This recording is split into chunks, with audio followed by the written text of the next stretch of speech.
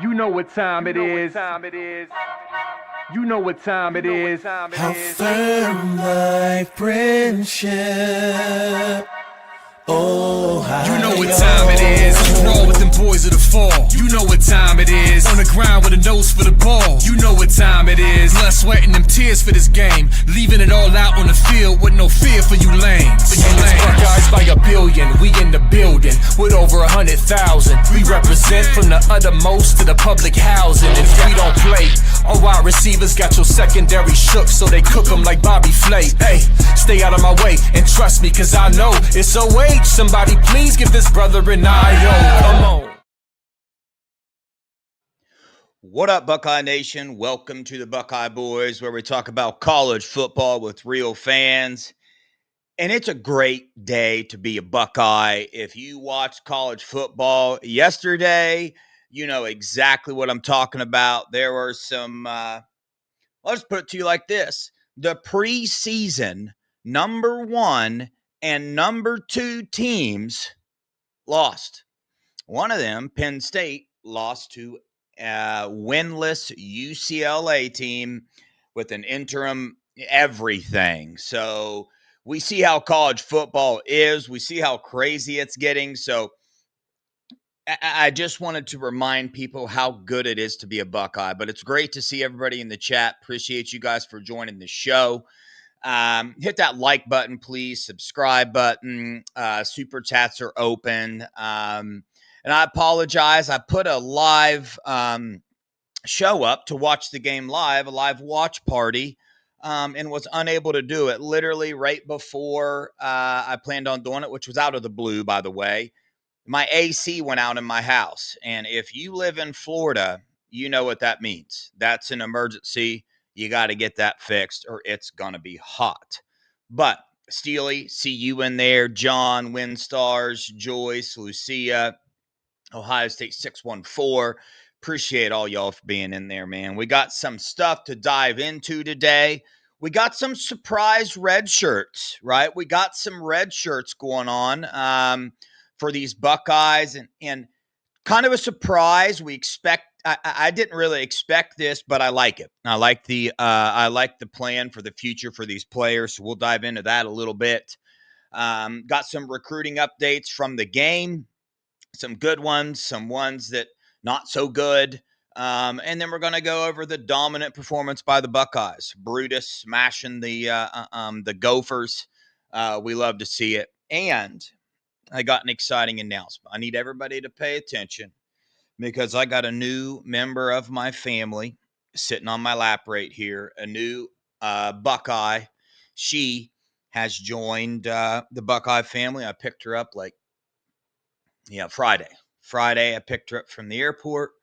Been looking for something like this for a while. So everybody say hello to Tinker. She's a little Karen Terrier, and this is my new baby girl. Okay, so I'm single now, so I decided to go out and get me a little puppy, and I absolutely love her to death. She's adorable. She's just a little sweetheart. See? But she's not potty trained yet. So she's pretty tiny. She's not going to get much bigger. She's pretty attached to me. So she'll probably just chill on my lap. But if she doesn't, I'll end up putting her down. But anyway, guys, great to be a Buckeye. What'd you guys think about college football this weekend, man? I was watching that Penn State game thinking, well, dude, we are so blessed to have Ryan Day, because for James Franklin to bring your team out, for Jim Knowles to give up, was it 42 points? I was like, bruh, what is going on around here? And then Texas at Florida. Billy Napier just doesn't want to go away. He keeps pulling stuff like this out, and it looks like he's going to get fired. Then he goes and does this. I wanted Texas to win, right? But, man, if I'm just being honest about it, the more I watch Arch play, the more, I just don't think he's it yet. He's not there yet, right? So, unfortunately, that doesn't make the Buckeyes Texas win as like strong as we would like it to be, but it's still a hell of a win for Julian Sam for his first game against Texas. They're a heck of a team. The rankings are all jacked up now. I mean, we got Scum as the 15th ranked team in the nation. And if you watch them play Wisconsin, at least to me, they are not the 15 ranked team. Wisconsin is not a good football team whatsoever. But anyway, big time recruiting. There was supposed to be big time defensive players showing up to this game. He did not make it. That's all I can say right now. Didn't make it, but he will be returning for the Buckeyes. But Kari Wilder was there. Kari Wilder are the number one defensive lineman in the 2026 class. If you've paid attention to what he's been doing this season in high school, he's making it very obvious that the dude is the number one defensive lineman and he's a Buckeye. And he got treated like such for this visit. Ryan Day took 5 to 10 minutes out of his time to go over and speak to him on a game day. That should tell you everything you need to know. Kamari Bing, the safety, the Maryland commit safety, was there as well. He had a lot of good things to say about Ohio State. You know, one of these, I watched his film, but if I'm being honest with you, this is one of these situations when I watch his film, nothing jumps out to me like this is the best free safety in the class, but I just trust Matt Guerrieri with what he's been doing with this team. If he thinks this is going to be a good addition to this class, then I absolutely trust him. Kamari called the atmosphere at the game just an unreal atmosphere. So 105,000 fans in that, the Horseshoe Stadium. It really pops out to recruits when you go around the rest of the nation and you go on all these other visits, and then you come here and you see the passion of the fans and all that stuff. It's hard to top a Buckeye game in the Horseshoe. But we heard about 2 surprise visitors coming, and everybody wanted to guess who they were. One of them, Micah Champ-Smith. The Buckeyes were in on him, offensive lineman out of Florida.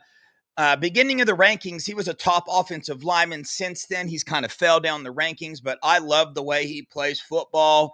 He's committed to UCLA. Obviously, what's been going on with UCLA, he showed up, right, to this game. But what I'm hearing is, probably going to sign elsewhere, right? He signed at UCLA because they offered him the biggest bag. So we'll wait and see what other schools have to offer. But the Buckeyes, I'm not worried about our offensive line class. I spoke with Aaron Thomas a little bit this weekend. He did come down to Florida State and visit. That's what his dad's from here. They do it every single year. He had some family matters to take care of as well. So speaking with him directly, right? And we know that, every recruit has their own situation, their own things, and not every recruit's going to tell me everything. But speaking with him and his family, he's a Buckeye. And people were jumping the gun quite a bit on just assuming that he's going to flip because he went to Florida State this weekend. He made it very apparent why he was going to Florida State. His dad's an alumni there. It's one of the biggest games. And, you got some people saying he's going to flip. That's not where his mind is right now. I'm not saying he's not going to with recruiting. Baby girl, you can't talk in the mic, okay? I'm not saying he's not going to flip with recruiting anymore. You never know. I mean, I've taken some hits, in this recruiting prediction thing and talking about who's going to visit where, and I get told something and I report what I get told, and that changes. So you never know anymore, but I still like where we stand with Aaron Thomas. But the other surprise one, Amari Latimer, a 6', 200-pound running back out of Georgia. He's ranked the number 23 running back according to Rivals, number 247 nationally.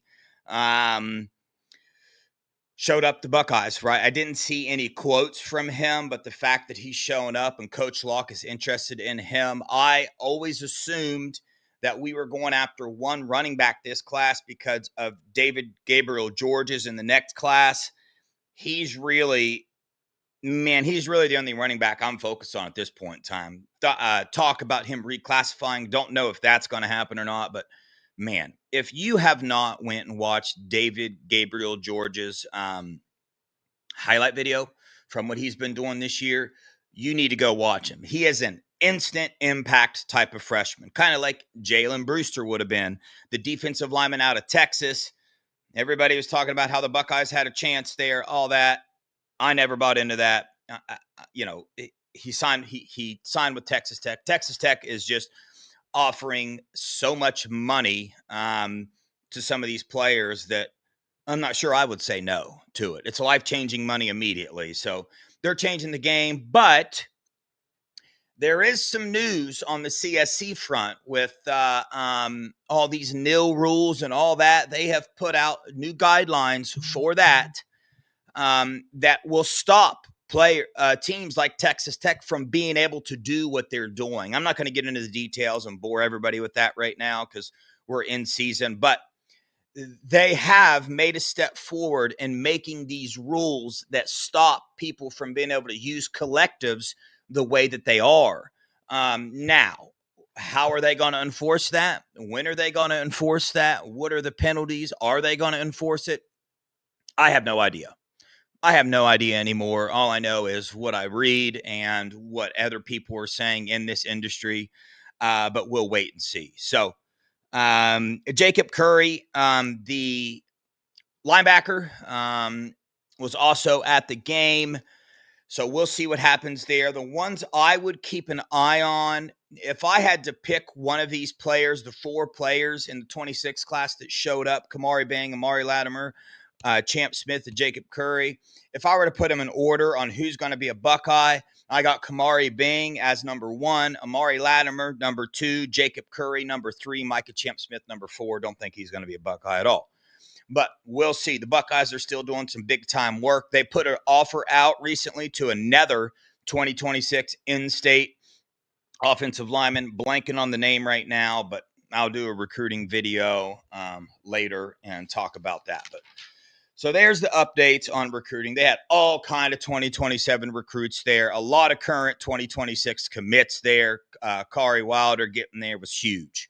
That was huge because he's going to be an instant impact type of freshman when he gets here. We just got to keep him in this class. And the Buckeyes are doing everything they need to do that. Okay. Back to it, right? I'm sure you guys have read and you have heard the news that CJ Hicks and Malik Hartford are going to be redshirting. Okay. So they've agreed to it. It's the plan they've come up with. You know, I was wondering what they were going to do there because, especially with Malik Hartford, I expected him to be getting way more playing time. So I don't exactly know what happened there with that. But it is good news to hear that he's putting a plan in place to return next year, right? Caleb Downs won't be here, so we'll need some help in the safety position. His experience, he's a good player, right? He was neck and neck with Jalen McClain. Jalen McClain has just stepped up and not given him even a slight opportunity to take his spot back. Jalen McClain is playing that good right now. But Malik Hartford going to redshirt and hopefully sticks around. I mean, that's the plan right now. The plan he's talking with the coaches is, yes, he wants to do this because he wants to stick around and contribute to this team next year. CJ Hicks, another one, going to do a red shirt, right? Switch to the defensive end position. So, right, this was his first year in that position. So I don't know if you guys expected him to come out and make a huge impact being his first time. He's not Sonny Styles. Sonny Styles was playing a lot at safety already. He was a starter already. Switched to linebackers. He was already ingrained in a starting role, and he switched to the linebacker position, a position of need. We needed him there. We're pretty set on defensive end this year. Went in the portal, got Logan George, Bo Atkinson, and then you bring Matt Patricia. With what Matt Patricia is doing with these fronts right now, we have all the players that we need. I mean, Arvell Reese is lining up as defensive end sometimes. You got Caden Curry, Bo Atkinson, Kenyatta Jackson. Thankfully, his injury is not bad, but they kept him out just wanted to be careful. Didn't need him in the game, but he's playing, at a high level right now. Kenyatta Jackson is. He was having a very good game. He got injured on almost sack on the quarterback. So we got a lot of defensive ends. So, if CJ Hicks decides to stick around and keeps training and keeps doing this, and if we lose Arvell Reese, we're going to lose Sonny Styles. CJ Hicks can be utilized in that type of way. Matt Patricia's going to be here next year. That's my prediction anyway. So a player like CJ Hicks with his skills, if he's able to grasp the game of football, to sit back this year, and even though he's in a red shirt, but he still stays engaged and understand how Matt Patricia likes things done and pays attention to an Arvell Reese or Caden Curry and kind of what they're doing in their role, and he really gets that down, he's got the physical attributes to be a big-time contributor next year. He does. But we'll see if he sticks around. I saw somebody in the chat bring up Sam William Dixon.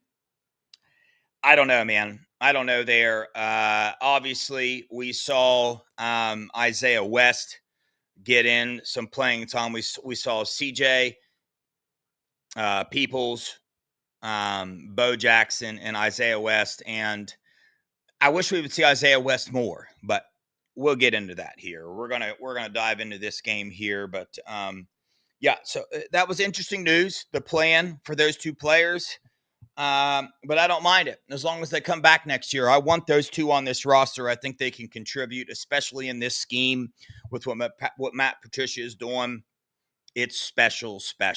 So to get to that, the Buckeyes dominated the first series, right? Minnesota chose to take the ball. They're going down the field. They get to the red zone, get stonewalled, end up kicking a field goal, score those 3 points. The Buckeyes were in base defense that entire time and able to run down the field. But after that, the Buckeyes really shut it down, come out with the 42-3 victory. I predicted 38-0 victory. Over on the Scoop board, Nevada actually drilled it. Dude got it exactly right. He predicted the score to be 42-3, and that's what it was. Patrick Greene, I don't know if you heard my long rant I said there. I said, if CJ Hicks stays engaged and learns these positions. Yeah, I'm not Patrick. I'm a you got to show me with CJ Hicks at this point in time. That's where I'm at. He was not playing bad, the snaps that he had this year. Whether you like it or not, he wasn't playing bad, but he's going to have to get better, stay more engaged, and get more physically ready to operate in this defensive end position. Craig, what was Kenyatta's injury? Just a stinger, right? Just a got bumped and hurt, rubbed it out. You saw him over there on the sidelines on the bike and everything, so he was doing good. But the Buckeyes come away with a 42-3 victory with Minnesota. Defense absolutely dominated. The offense, Julian saying, kind of shut some people up because all we heard after the Washington game is, oh, we didn't throw the ball down the field. Oh, they're probably doing that because they can't. Julian saying can't throw the ball down the field. Where are the explosive plays? Well, I think we saw that this game. Carnell Tate, 183 yards on 9 receptions, 1 touchdown. Julian Sam, 326 yards, was 23 for 27 with 3 touchdowns. Bo Jackson, 63 yards on 13 carries. Let's see where J.J. Smith was here. Dang, I knew I should have. I tried this new stat place, and I don't like it. Jeremiah Smith, 7 receptions for 67 yards. Max Clare showed up with 5 receptions for 63 yards. That's awesome to see. That's the 9th time in his career that he's had 5 receptions. He did it 8 times at Purdue previously, so it's really nice to see him get involved in this game plan and have those 5 receptions. Quincy Porter had a reception for 15 yards as well. Sonny Styles led the way with 4 tackles on the game. Iggy also had 4 tackles. Peyton Pierce, 2 tackles. Arvell Reese had the only sack on the game, I do believe. So the Buckeyes did what they needed to do to absolutely dominate this game. Never was really worried. But offensive, let's talk about Julian Sayin. Julian Sayin, every single game is getting better and better, right? And you heard what Ryan Day said in his press conference afterwards. He said they're very careful. They're very methodical about how they bring their quarterbacks along. And whatever that process is, whatever he wants to do, he's earned our trust with quarterbacks. C.J. Stroud, Will Howard, and now Julian Sayin with what they're doing. I mean, he knows what he's doing with them. And Julian Sayin had several good plays, several amazing throws this game. I know my favorite throw that he made was when he stood in the pocket, threw it down the middle seam to Max Clare and got smacked in the face directly afterwards. He seems to be going through his reads a lot better. The offensive line giving him time. He made some plays with his feet, extended the play with his feet, found some receivers, found Carnell Tate on the sideline. Carnell Tate made an absolutely beautiful catch. The second game in a row that he's done that by keeping his feet in bounds and making those catches. It's absolutely amazing. Sage, I love this, bringing up these stats. 101 out of 126, 1,313 yards, 13 touchdowns, and 3 interceptions. Yeah. And remember those interceptions, right? Like, only one of those interceptions was him, like, I don't know, like making a bad read and a bad throw. I mean, the other 2 were bad decisions, but if you guys watched them, you know what I'm trying to say when I'm saying that. Julian Sayin is extremely impressive with what he's doing and his growth that he has in these games. And I'm loving in the Washington game. I loved watching him utilize his legs, and then him doing it this game. I love it. He can do it. The other thing that, dude, I was so stoked to see this game was the quarterback sneak, right? Will Howard last year made a lot of sense to do that, okay? Bigger quarterback. It's a guaranteed yard to 2 yards every time, even though I think we averaged 3 yards right per QB sneak last year. But I think the key to that QB sneak is Carson Hinsman in the interior of this offensive line with Luke Montgomery and Tegra Shabola in there as well. I mean, every time we did the quarterback sneak this game, it worked very easily. And we're talking about the number 10 defense in the nation. Minnesota was very stout against the run. Like, that is what their defense thrived on, stopping the rushing attack, being big up front. So us being able to do that in those short yardage situations was amazing because, dude, I can't stand that, man. When you see, like, on 3rd and 1 and you see him in the I formation, hand it off to CJ, and he barely gets those first downs, it just makes me so mad. I was screaming all day yesterday. Freaking sneak the quarterback, dude. Sneak Julian Sayin. It's guaranteed. We're gonna get it. This offensive line is mean. They're nasty. They're playing with an edge. Phillip Daniels. Tegra looked better this game. Carson Hinsman is going to be the Remington Award winner. He's killing it. Luke Montgomery is absolutely killing it at the left guard position. And Austin Searveld was putting people on their backs in this game. He was playing nasty, man. I loved watching it. So, love it. Love the composure out of Julian Sayin. Love him going through all his progressions. Love the deep balls, right? There are a couple throws just a little bit short, right? But you're getting awful nitpicky there. He puts air under the ball, gives our receivers time to adjust and make the catch, because let's be honest, right? When Ryan Day made the statement after the game, which I love, did you guys check out Ryan Day's confidence in the press conference after the game? I've never heard him be so open and lighthearted and joking in a press conference. I haven't. Talking about Lincoln Keenholz and making a Dumb and Dumber reference to the movie because he absolutely redeemed himself, and talking about Jeremiah Smith being the best offensive player in the country, and it's not even close. And if somebody says it is close, I'd like to see who it is. That's what Ryan Day said, okay? You know, in my mind, you know what I was thinking? Well, Carnell Tate might be close. That's what I was thinking. Carnell Tate might be close because his ability to do what he does is absolutely elite, minus his tripping over his own feet, not getting the third down. Minus that one. The old turf monster got a couple of our players, which I'm not going to get into the turf at this stadium, but you saw Lincoln Keenholz. He tripped and fell. Carnell Tate tripped and fell.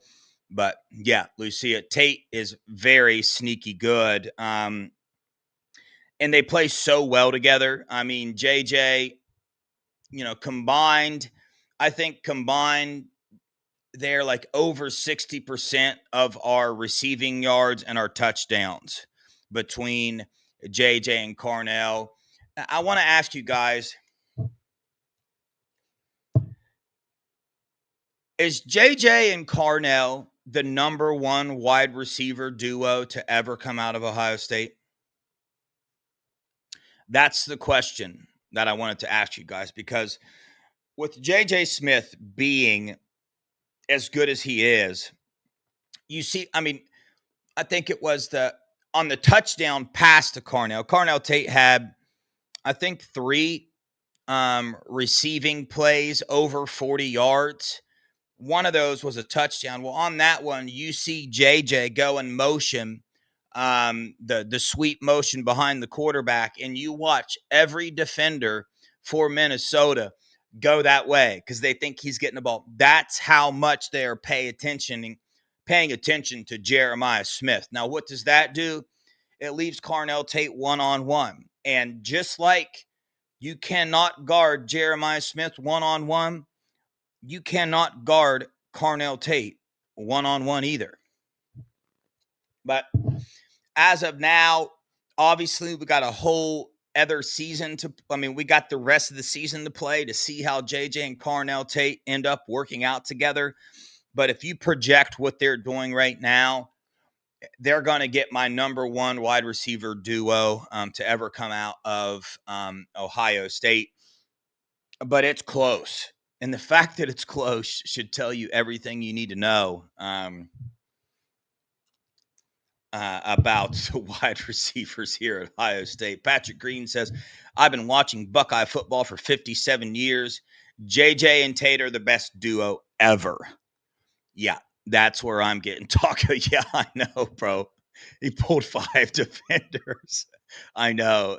It's like, man, when you're on those 2nd and 3 and 4 or 3rd and 4, like, throw it to JJ.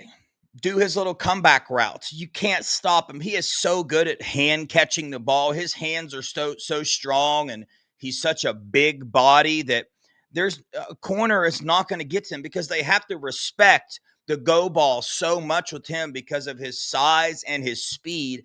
They have to respect that. So therefore, that's what they're going to play. They'd rather give up the first down than a touchdown. I think that's open every single time. And when we saw it happen several times, we saw it last year a lot. Critical 3rd down situations, who they threw to Jeremiah Smith. So this receiving core at Ohio State with Julian saying at the helm, throwing the football, it's scary. Because I'll tell you this too, Brandon Ennis was open a lot. I rewatched the game already. I haven't seen the All-22 film yet, but I'm going to dive into that. But just from that second watch, Brandon Ennis gets open a lot. He just doesn't get the ball a lot because your first and second reads are JJ and Carnell, and then your third read, if you ask me, is Max Clare. So your fourth read is going to be Ennis. But here's the thing. Your fourth read is going to be who. If you want Ennis replaced, that's who the fourth read's still going to be. The fourth read will still be Mylan Graham. The fourth read will still be Quincy Porter. The fourth read will still be Bryson Rogers. So in my opinion, I love what Brandon Ennis does. He's open a lot. If they needed to get him the ball, if they ran a coverage and Carnell Tate and Jeremiah Smith are covered on all these plays and Max Clare, Brandon Ennis is going to be open. If somehow they get J.J. Carnell and Max Clare covered, I promise you Brandon Ennis is going to be open. So I love what he's doing. The special teams play, man, right? I love it. To do it against Minnesota, I mean, somebody asked Ryan Day that in his press conference, like, hey, you've ever thought about not showing that and like using it when you need it? And his response is, well, every time I do that, we never end up running that play. So I figure, why not do it, right? But I love it. We needed something on special teams. With Ohio State, this Ohio State, look how good we are at every single position. Right? Look how good our depth is. Now look at our special teams. Our special teams unit should be making a pretty big impact on every single game, if you ask me. I mean, when you got Aaron Scott on kickoff returns and Riley Pettijohn and all these, Mylan Graham and all these other speedsters, I feel like they can make something happen for sure. Speaking of special teams, fielding. Missed the 53-yarder. And I don't know if it's just the years that I've been watching in Ohio State. Still can't make a 50-yard field goal. Man, it just gets to me. It just gets under my skin so bad. Like, we are the Ohio State. And I'm not going to go in on Fielding, right? Because he played well in the playoffs last year, and hopefully he's getting better. But we did pick up that other kicker out of the portal who is very good at 50-yard field goals. I forget his name, forget his stats from last year, but I do remember reading that his percentage at 50 plus was way better than Jaden Fielding's was. So I almost expected, I predicted before the season that they would utilize this other kicker they picked up for the 50-yard field goals and Jaden Fielding for the closer ones. But no. But yeah, Montana, listen, I know. That's why I said I'm not going to go too. I'm just being honest with you guys as a fan. It aggravates me. But yes, he's only missed one. Hence, I'm not going to go hard on him and say, hey, we need a new kicker. I'm just telling you, it gets to me sometimes when we can't go out and drill this. 50-yard field goal, extremely hard. A lot of kickers make it a lot easier. But 50-yard field goals are not gimmies. So we'll see what he does with the rest of the season. Hopefully he can build that confidence up and get those things drilled, because, I mean, if you're a Buckeye fan, you know how important it is to have a kicker that can drill 50-yard field goals. Are we there or not? Yeah. I mean, sometimes you want to, sometimes at this point in time, it's like, man, should you just go for it? If you want that field goal at that point in time, then just go for the dang thing. But anyway, so we got quarterback covered, wide receiver covered. Let's get to the running backs, okay? Let's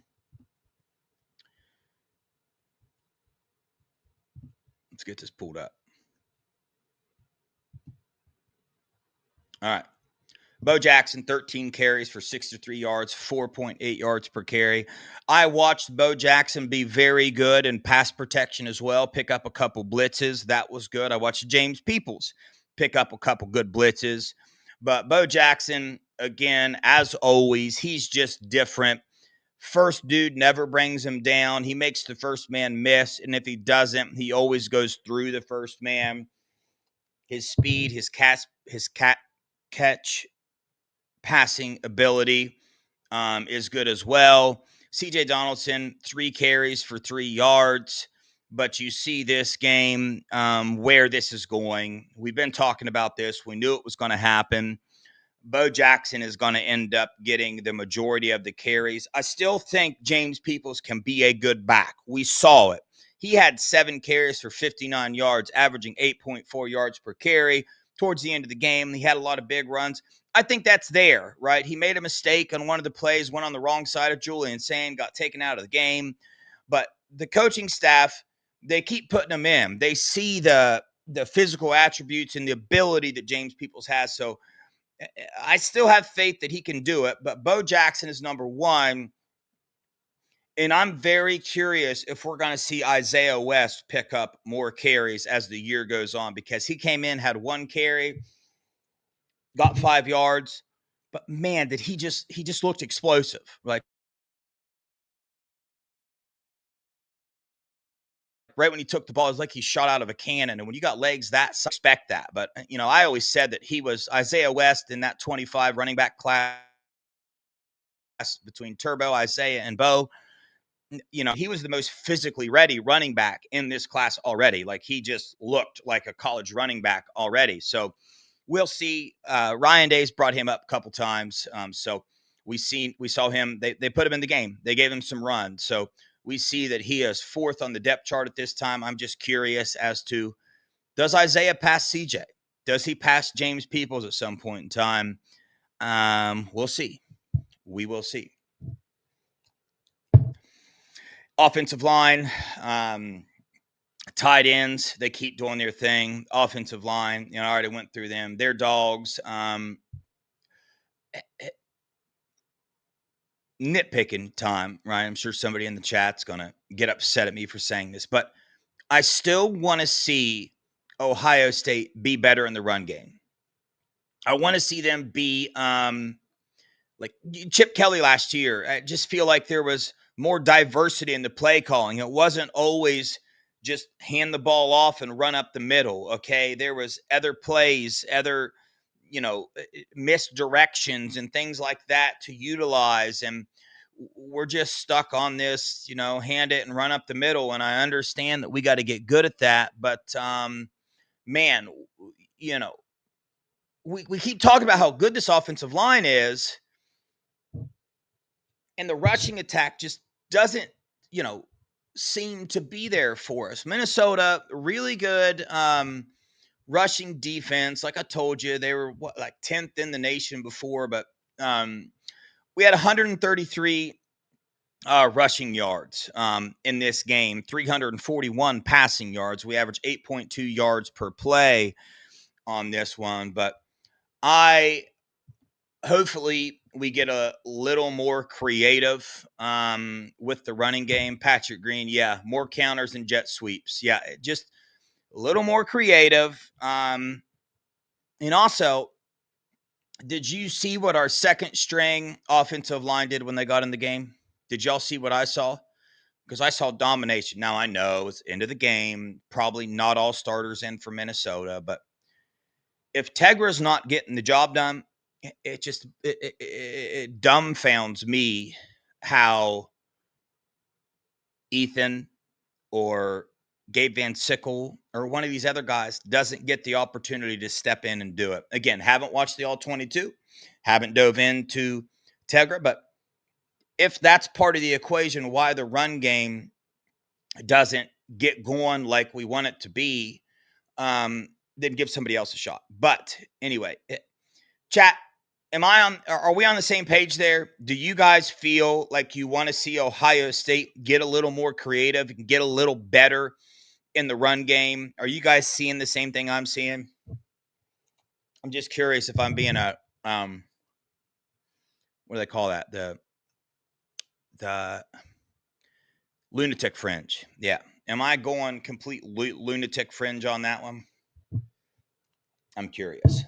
But yeah, offensive, explosive plays, got it done, scored 42 points. Julian Sands' ability, the coach's trust in him is growing more and more. So I love it. And it's giving me confidence, right, that we're going to be able to do that. I never did not have confidence. I knew that this was Ryan Day bringing Julian Sand along slowly. And Brian Hartline, first-time play caller, also kind of learning the team, learning how to play calls, call plays. So I'm seeing growth, right? And that's what we want out of this Buckeyes team. Ryan Day is good at that. Ryan Day is very, very good at adjustments. He's very good at seeing where this team needs to work on and gets over it. After the game, he made a really good point, and I love that he's so focused on this because he said, if you wait till you lose to focus on, right, where you fall short at, then you end up losing to an 0-4 UCLA team. Now, Ryan Day didn't say that, but that's what he should have said. That's what he meant to say. So he brought up, Bo Jackson reaching the ball out on second down. It ended up working out for him, but that's what creates fumbles. He said you can't do that. The Lincoln Keenholz going the wrong way on the QB sneak. He said those things can lose you games. Just because we won doesn't mean we don't focus on those things. I love that about Ryan Day. Keeps this team focused.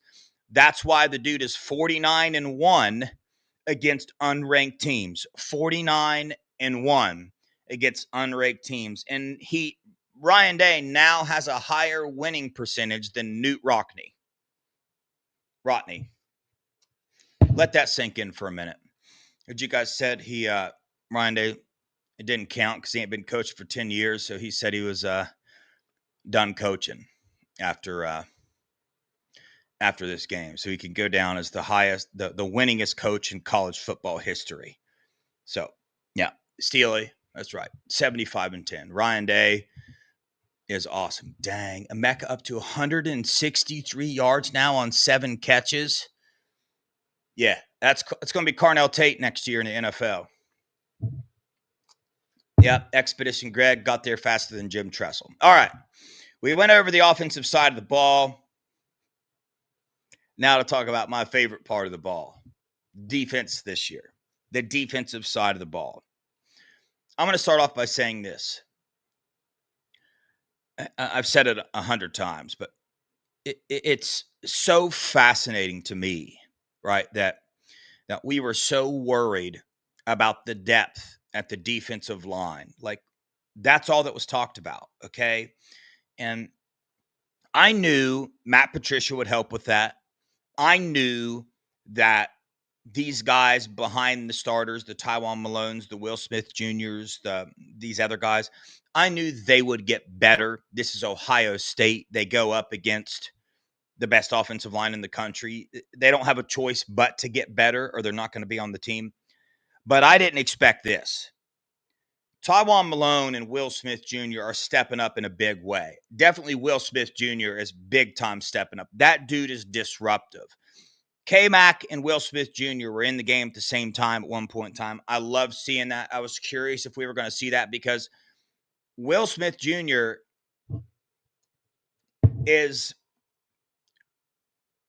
he's the number 2. He's the number 2, right? Because we expected it to be K-Mac, Edric Houston. Edric got injured, and I think that's what really set him back on his confidence and his development. I really do. I think that's a huge part of it. But either way, he wasn't producing like we expected him to do. So Tywone Malone replaces him, but Will Smith Jr. was always backing up K-Mac, so they never had the opportunity to get on there. But every time Will Smith Jr. got in, man, I just loved what he did. Beating his blocks all the time. He there's a couple times gets a little excited, gets out of his lane because he beats the dude so bad and goes after him instead of staying in his lane. Tinker tooted.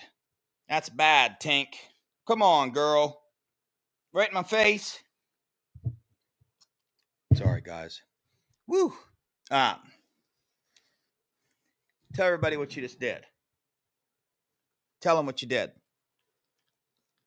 Why would you do that to me? Huh? Yeah, okay, I forgive you. Go back to sleep. Where was that?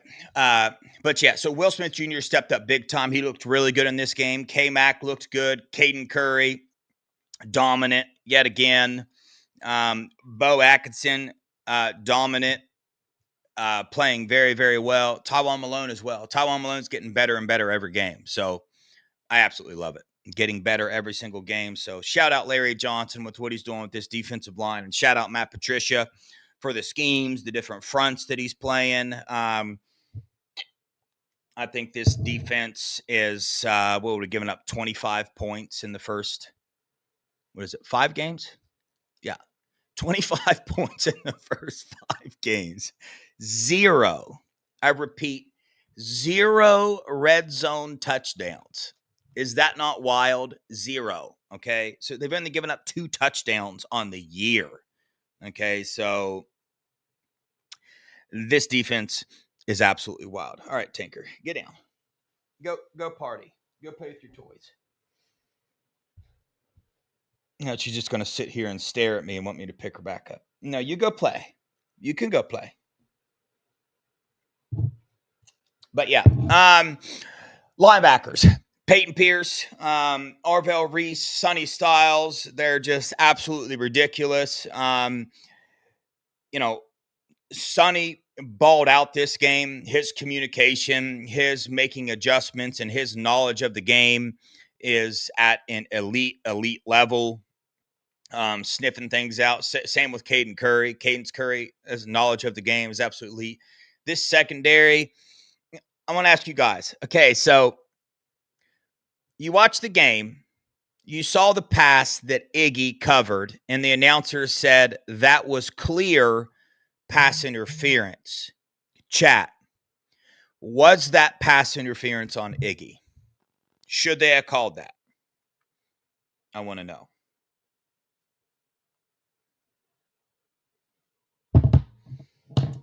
I want to know your guys' thoughts.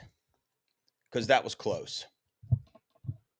That was close. But have you guys noticed something with Iggy?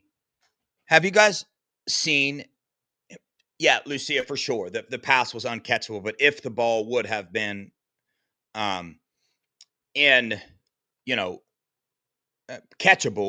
the announcers were just dead set. You heard them saying that was pass interference. And I'm looking at it like, man, Iggy has gotten so much better. They were hand fighting back and forth a little bit. He had a hold of him, but the receiver had a hold of him as well. But I tell you what, if you watch Iggy and his run defense, it's really cool watching him. Pay attention to him, dude. He gets in.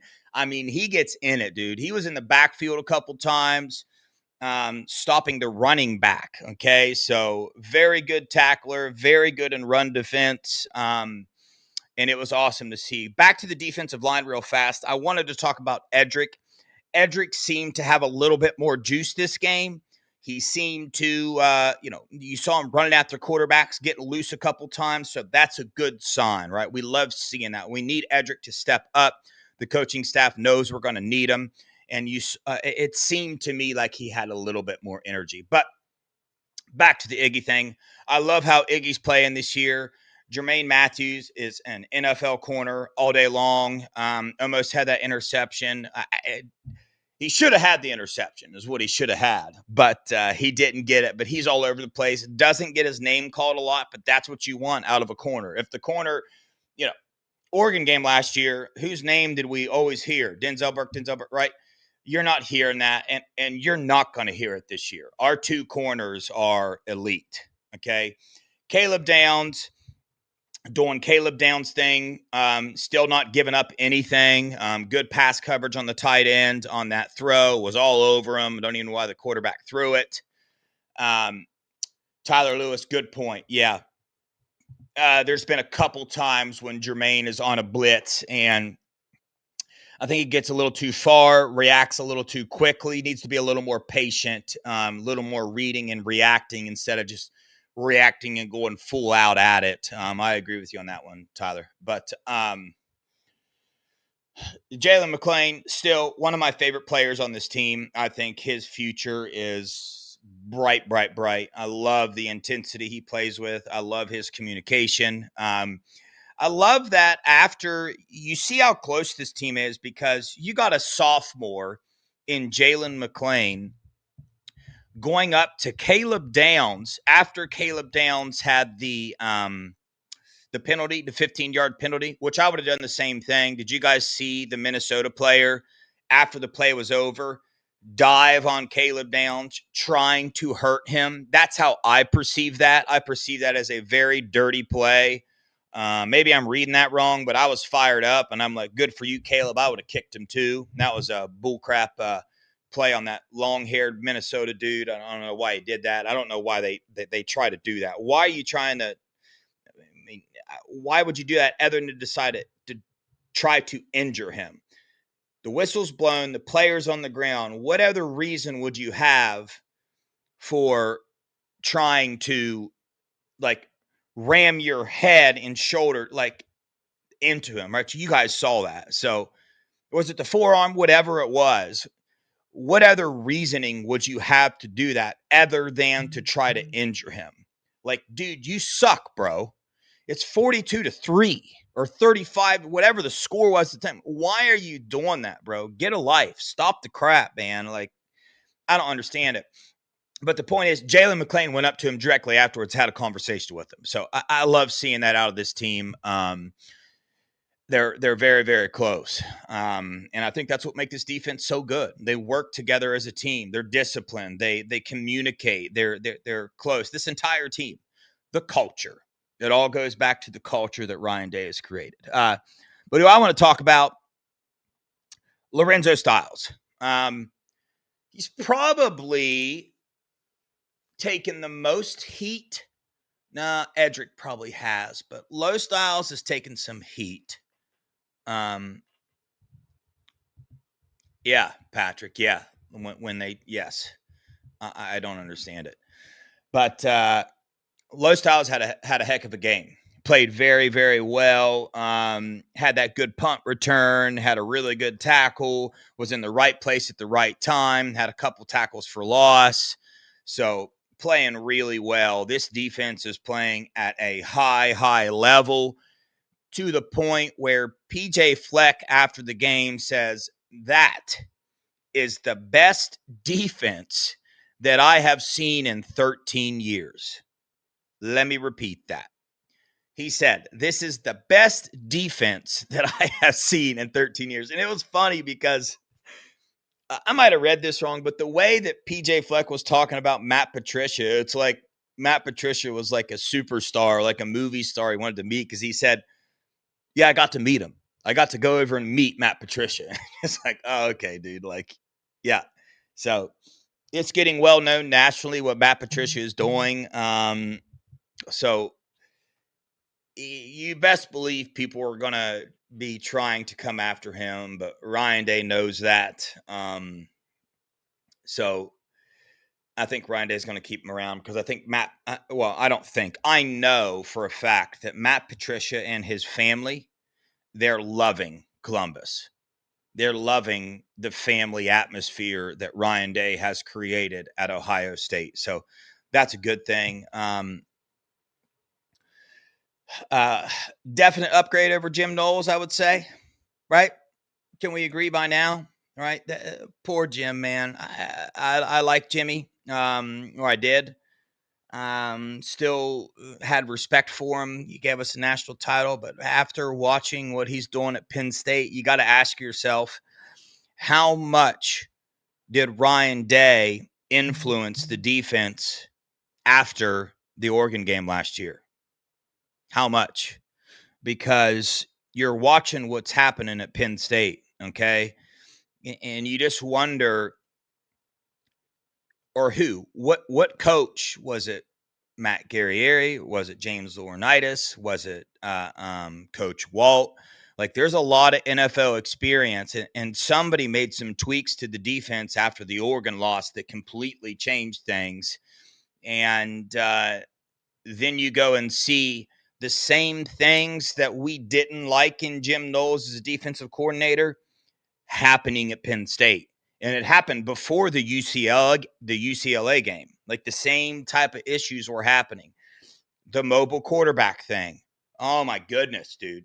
You know, that was not a strong suit for Jim Knowles. And we see what happened with UCLA. That's just still blowing my mind to even talk about. But either way, man, these Buckeyes are in a real good spot. I'm going to read this, see if I missed anything. Just to remind people, this Buckeyes defense, guess the percentage that opponents get third downs on this Buckeyes defense.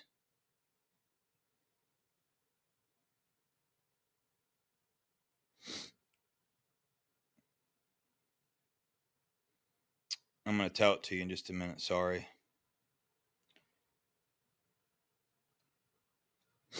11%. 4 for 36. Tyler's got 4 for 37. Where I saw it's 4 for 36. Either way, teams have completed 4 third downs on this defense.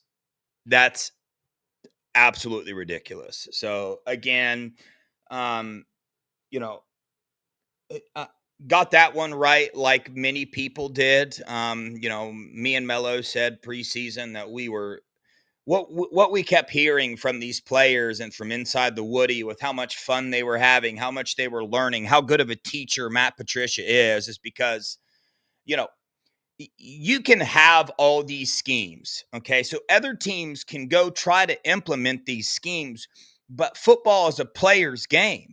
So just because you have the best schemes, if you don't teach your players the discipline and the way to utilize those schemes, it's going to do you no good.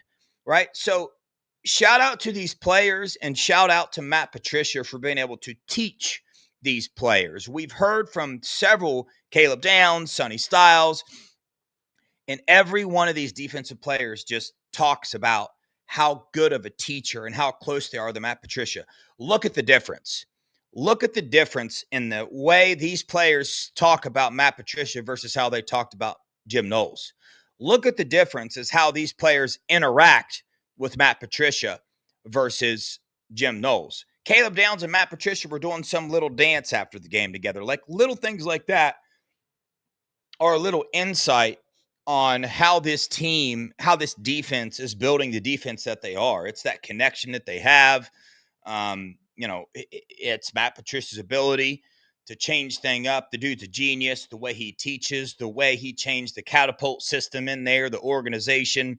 Like we just keep hearing it over and over again, what Matt Patricia's doing with this defense. So, hey, I said last year, 2024, 2025 Natty Lock. We got the 24 Natty.